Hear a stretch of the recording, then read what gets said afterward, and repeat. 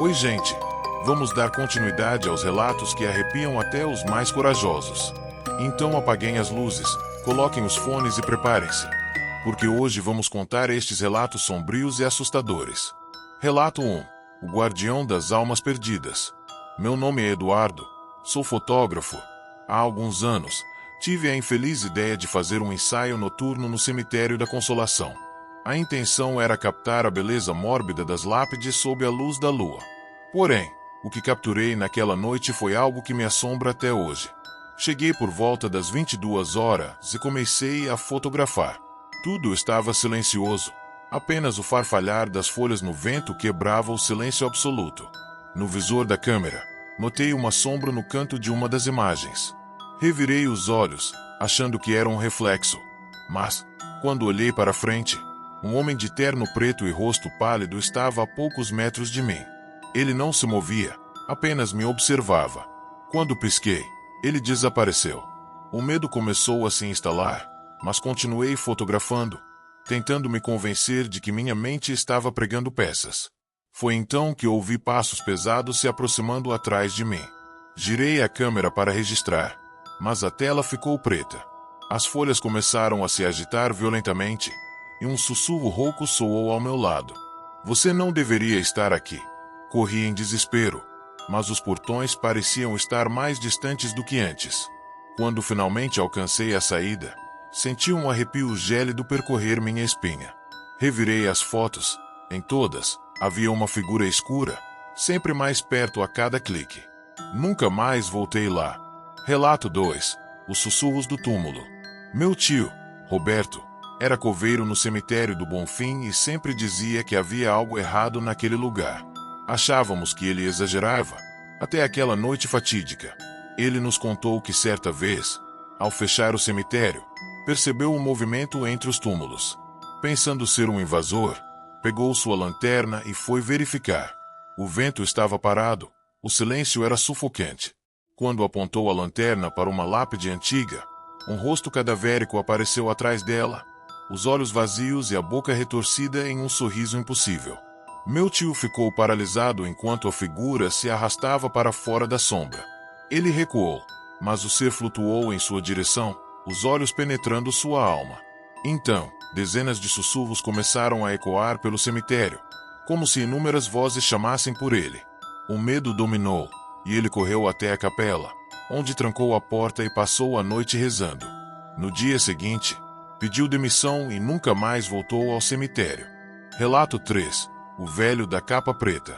Era madrugada quando meu amigo Ricardo e eu decidimos atravessar o cemitério de São João Batista para encurtar caminho. Uma aposta idiota.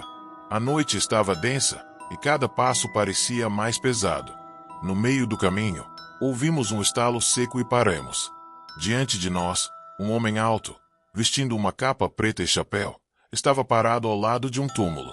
Está tarde para visitantes. Sua voz era grave e rouca. Não respondemos. Apenas demos um passo para trás, mas ele se moveu na nossa direção sem mover os pés, deslizando pelo chão. O desespero nos tomou, e corremos sem olhar para trás.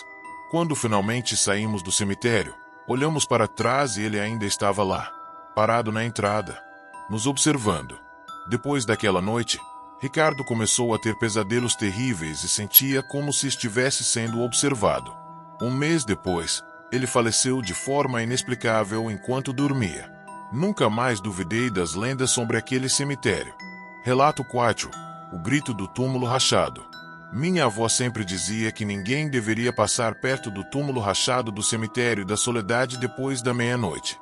Eu, teimoso, quis provar que era só um mito. Às 23h45, entrei no cemitério com um amigo. Caminhamos até o túmulo. De fato, havia uma rachadura imensa nele. Rimos, mas, quando o relógio bateu meia-noite, o riso morreu na nossa garganta. Um grito ensurdecedor ecoou de dentro do túmulo, tão forte que fez o chão vibrar. Uma mão cadavérica surgiu da rachadura, tentando se agarrar a nós. O ar ficou pesado, e a sensação de pavor tomou conta. Saímos correndo sem olhar para trás. No dia seguinte, voltamos ao cemitério, mas a rachadura não estava mais lá. Nenhum funcionário sabia do que estávamos falando. Mas nós ouvimos, e sabemos que algo ainda está preso ali. Relato 5. A noiva da sepultura. Há anos, uma lenda circula sobre o espírito de uma noiva que aparece no cemitério dos ingleses. Decidi investigar e passei uma noite lá com uma câmera. Às 2 horas da manhã, um nevoeiro espesso cobriu o cemitério. Foi então que a vi. Uma mulher de vestido branco, pálida, com olhos sem vida, parada entre os túmulos. Minha câmera começou a falhar, e senti um frio cortante ao redor. Ela começou a se mover lentamente, como se deslizasse pelo chão. Quando percebi que ela estava vindo direto para mim, paralisei. Ajude-me, ela sussurrou, sua voz vinda de todas as direções. A dor e o sofrimento em seu rosto eram reais. Mas antes que pudesse reagir, ela gritou e se desfez em névoa. Desde então, tenho pesadelos com aquela noiva. Algo me diz que ela ainda está presa lá, esperando por alguém que a liberte. Esses foram os 5 relatos aterrorizantes de aparições e perseguições em cemitérios. Se gostou, deixe seu like e compartilhe com seus amigos corajosos. E lembre-se, se um dia estiver passando por um cemitério e sentir que alguém o observa, não olhe para trás.